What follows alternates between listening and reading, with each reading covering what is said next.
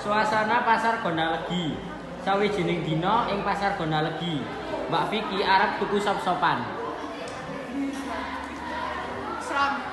Mas, sepeda niki sama wonten pundi? Oh, kok ngene tak tokane. Oh, nggih, Mas. Mbak Vicky marani wong dodol sop. Karena kenapa, Mbak? Badhe itu enggak sop-sopan, Mas. Oh, niki wedhe. Pinten? Kang Caleung, Mbak. Walah, mboten saged di nyama, Mas. Mboten. Walah, nggih, Mas.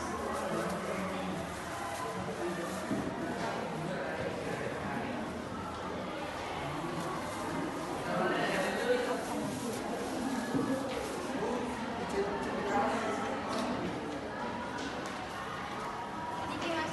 Suwun.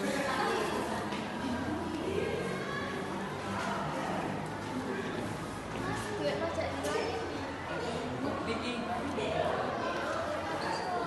Vicky njupuk pedahe lan balik ing griyane.